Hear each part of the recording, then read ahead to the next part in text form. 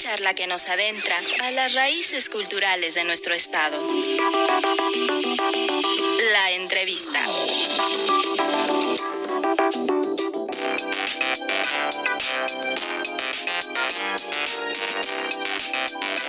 Al inicio del programa hablaba yo de un tema muy importante para nuestro país, que son las zonas áridas y semiáridas, y agradezco muchísimo en todo lo que vale el tiempo del doctor Francisco Moreno Luna. Doctor Francisco, muchísimas gracias por acompañarnos esta tarde. Buenas tardes, muchas gracias por la invitación. Al contrario, gracias por venir. Antes de entrar al aire, me permití compartir que yo hace más de 40 años, algo así, en la década de los 70s, estaba la CONAZA, la Comisión Nacional de Zonas Áridas. Me parece que ya no existe, pero el problema no es nuevo y es un problema añejo. Así es. Actualmente, sobre todo con esto que viene sucediendo con el calentamiento global y el aumento de las temperaturas y la desertificación, cada vez se requiere tener un mayor conocimiento con respecto a las zonas áridas y semiáridas. Máxime que en México el 60% del territorio cae en alguna de estas categorías. Entonces es muy importante proteger a las especies que se encuentran creciendo en estas zonas, porque hace falta mucho conocimiento todavía, la creación de bancos de germoplasma para almacenar las semillas provenientes de estas plantas, etcétera. Realmente es un tema muy importante, sobre todo para nuestro país. Somos el país que tiene la mayor cantidad de agaves que hay y además una gran cantidad de cactáceas. Entonces es muy importante este tema para México.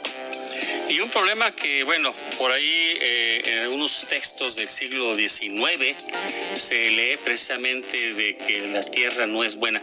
Aquí en Tlaxcala, quiero comentarle que se dice desde el siglo XVI que, por ejemplo, la zona de Hueyotlipan es una zona, y así lo dice el texto, agreste, una zona no fácil para vivir. Estamos hablando del poniente del estado. Es decir, Tlaxcala es una zona de hace casi todos los siglos, ¿no?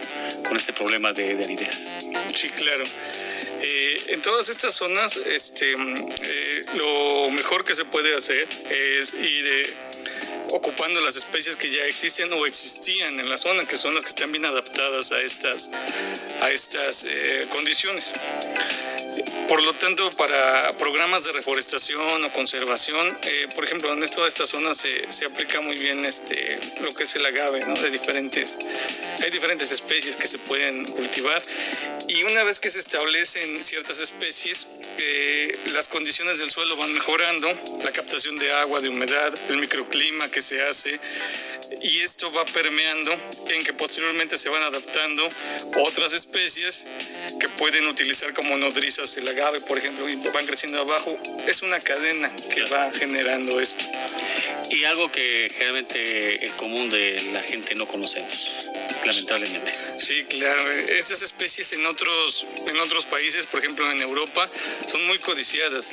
Hay muchas especies, muchos géneros de cactáceas y de agaves que allá las multiplican y se venden muchísimo. Y aquí nos falta la cultura de propagar, de conservar.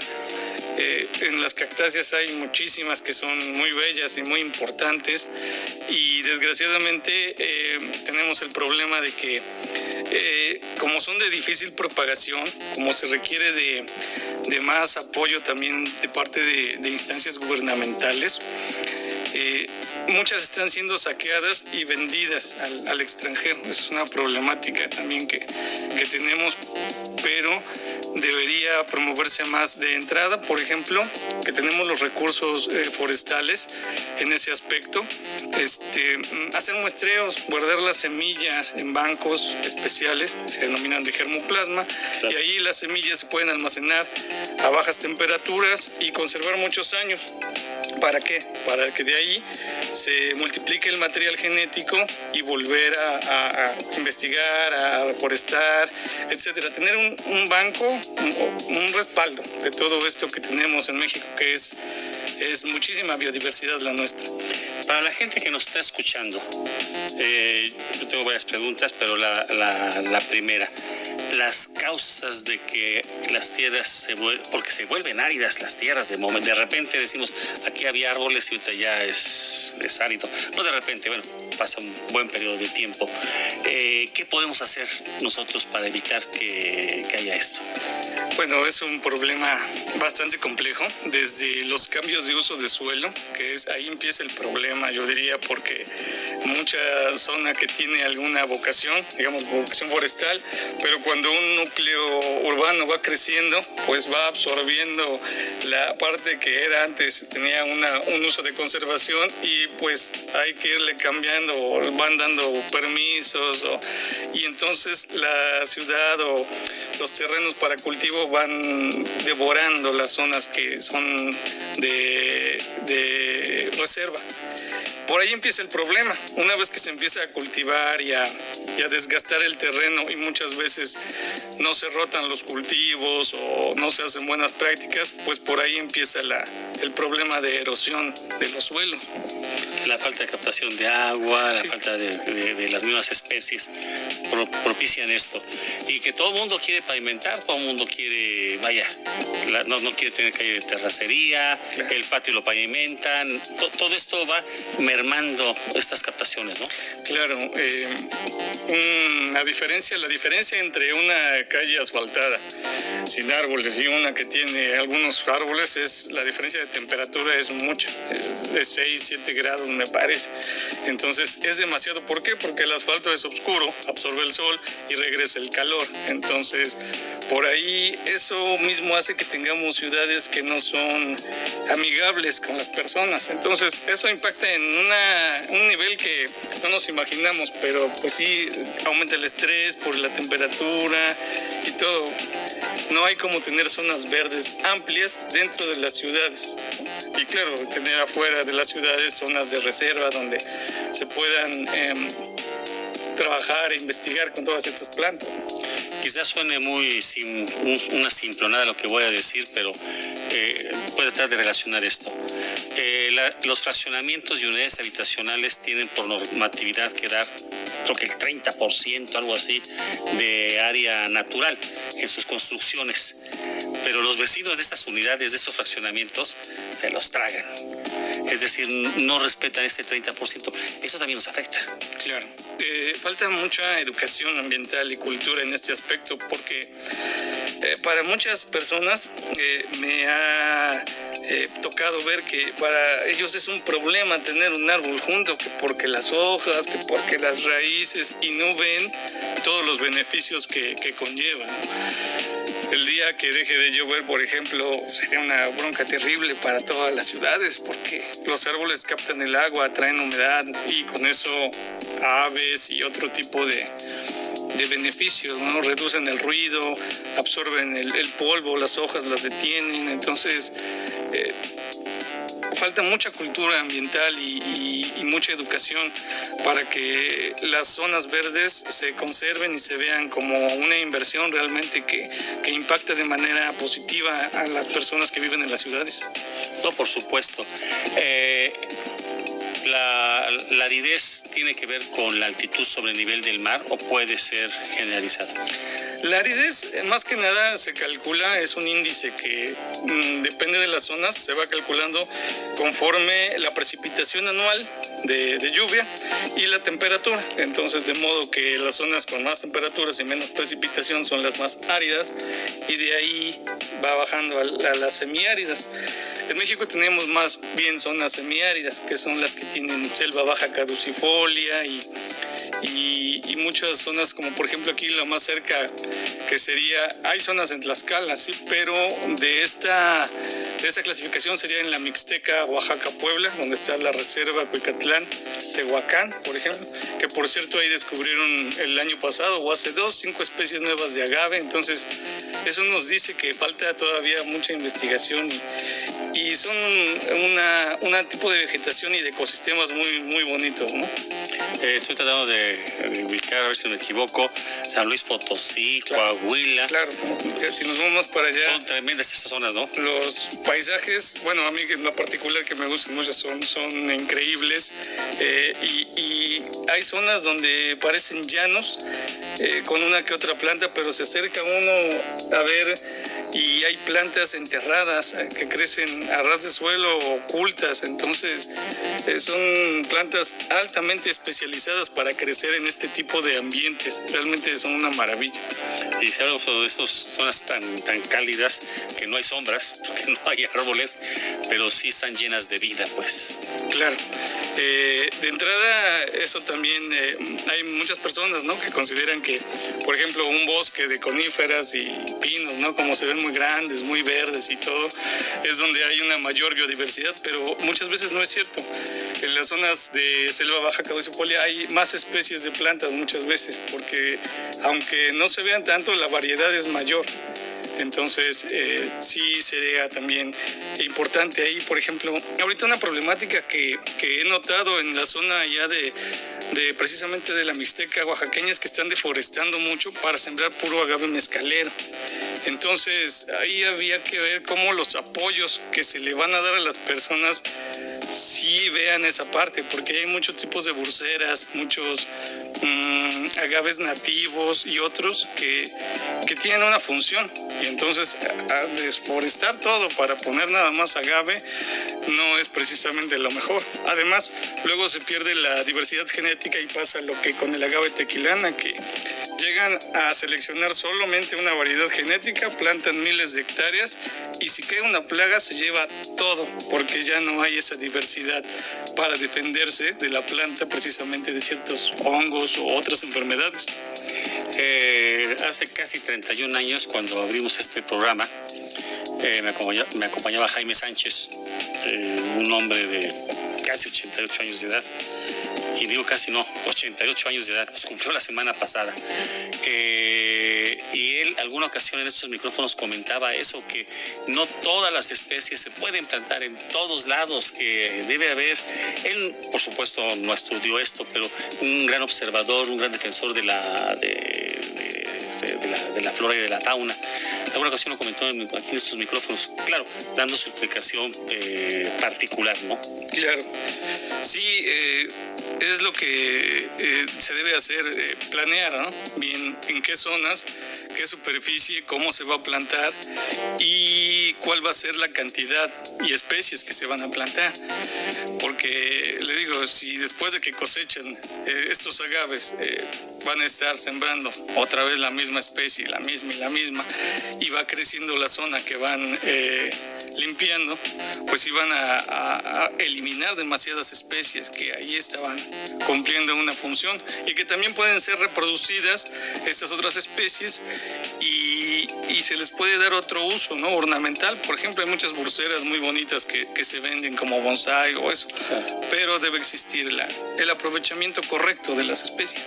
En estas regiones de las que hemos estado platicando, Puebla, la Mixteca oaxaqueña, parte de Tlaxcala, ¿podemos hablar de que hay especies que han desaparecido o se ha mantenido esto? Hay especies como desaparecido, realmente debe haber todavía no hay dato así exacto, pero sí hay unas que están en riesgo hay varias cactáceas, por ejemplo, en la zona de Tecamachalco, en Puebla, hay una cactácea que ahí tiene poblaciones, se llama Mamillaria pectinífera, y esa población está a punto de desaparecer realmente porque están lotificando toda la zona que está alrededor de un cerro y donde hay ya pocas plantas existiendo, pero pues le pasan las máquinas y no se rescatan las plantas. Ese es el problema. Esas plantas deberían ser rescatadas, almacenadas en algún jardín botánico donde se haga el trabajo no solo de guardarlas, sino de propagarlas. Una vez que se obtienen las semillas, almacenarlas en un banco de germoplasma y ya se tiene la población y el material genético respaldado de esa población. quizá para reubicarla en un futuro en otra zona que pueda ser aledaña y que pueda estar protegida, etcétera, ¿no? Ese trabajo es el que muchas veces pues no se le toma una seriedad o importancia. Casi todas. Sí, Casi falta todas. muchísimo cultura, ¿no? Sí, Sí. porque finalmente estas plantas tienen una razón de ser.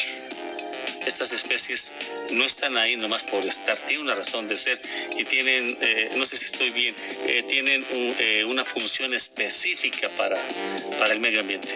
Claro, y independientemente yo creo que pues tienen miles de años de evolución y es parte de nuestra biodiversidad, ¿no?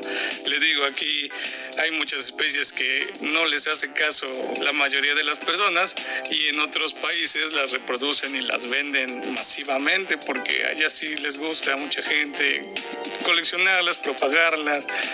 Y sería una pena, ¿no? Ir perdiendo material o especies de esta manera simplemente porque pues no le llaman la atención a las personas. Y países con menos espacios, con menos terrenos para la reproducción. Ah, claro, sí, hablamos de países que realmente yo creo que de ahí puede que de ahí venga el interés tan fuerte en la biodiversidad de los países de América, que allá se acabaron sus recursos en Europa hace cientos de años.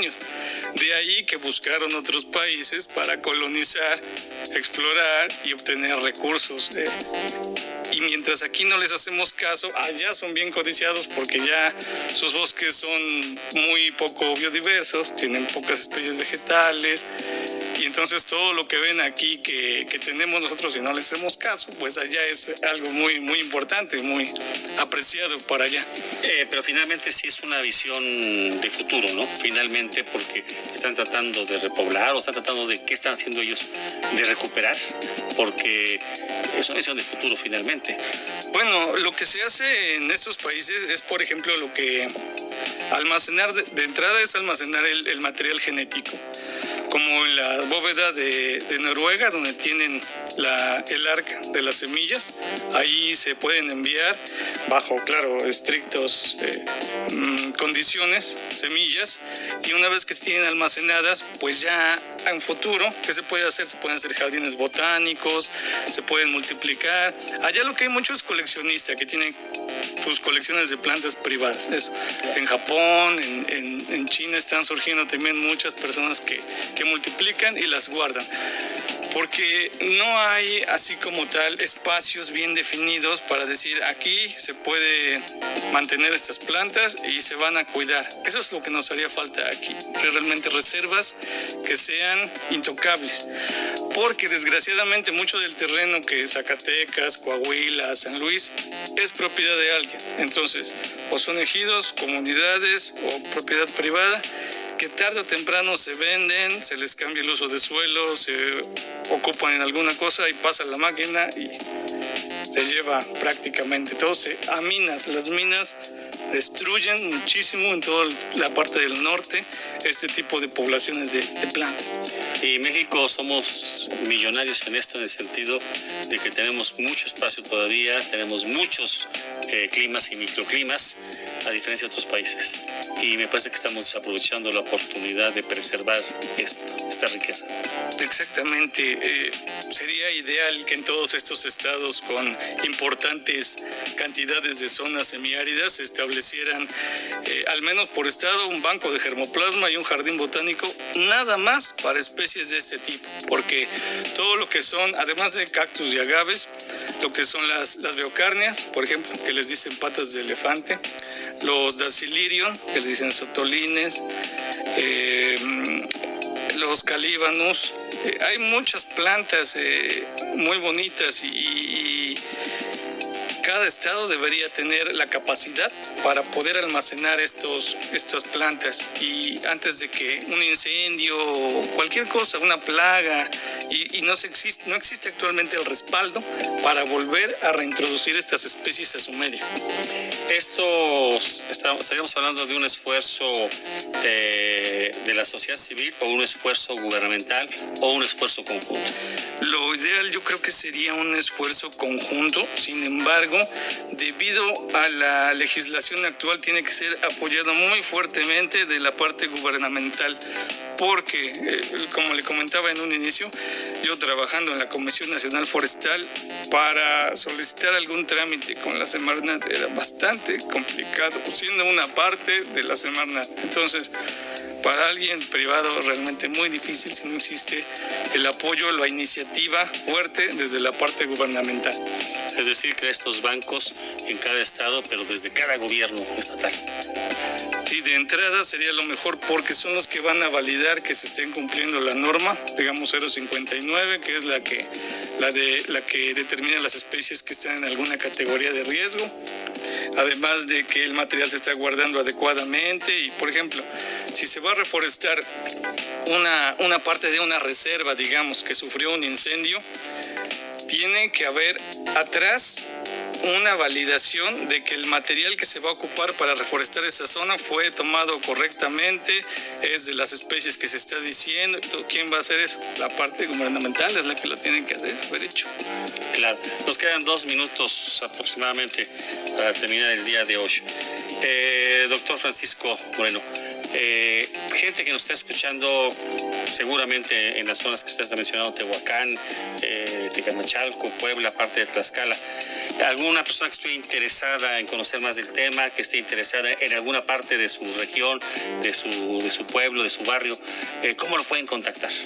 Claro, le puedo dejar mi correo electrónico. Claro, por favor. Es Berzain Vers, con B grande al inicio y en medio, berzainvers@hotmail.com.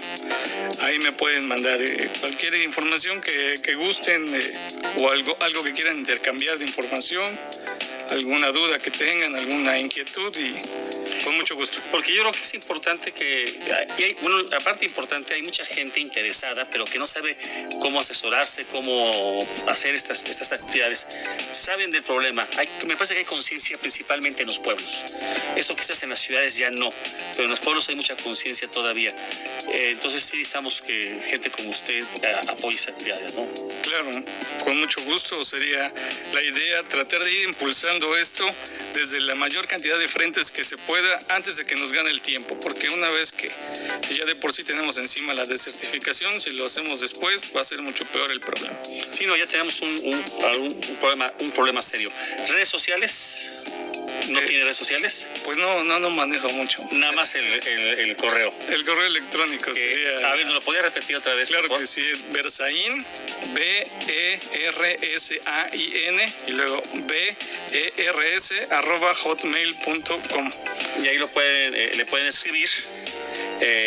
Insisto, si hay algún tipo de inquietudes, de dudas, si se requiere asesoría y todo, usted está trabajando en sus proyectos en su momento.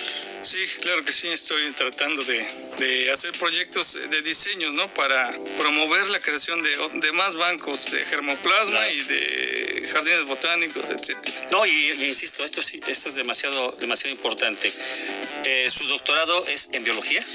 El doctorado no, lo hicimos en tecnología avanzada. Es curioso, pero es algo de tecnología, síntesis de nanopartículas metálicas, pero utilizando extractos de agave. Entonces, ahí es una parte que sería entre química y la biología, ¿no? Estamos tratando de usar el agave también para otras cosas. Pero ya con nanociencia. Nanociencia, sí. Que es una de las carreras del futuro, pues. Así es, tiene una cantidad de aplicaciones muy vasta, enorme, y es algo muy interesante, muy interesante. Bien, el tiempo se nos ha acabado el día de hoy. Doctor Francisco Moreno, yo le agradezco muchísimo que haya venido usted desde fuera del estado de Tlaxcala, que se haya tomado el tiempo para acompañarnos el día de hoy. Muchas gracias por la invitación y aquí estamos para servir.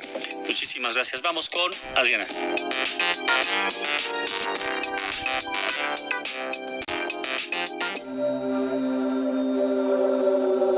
Datos astronómicos.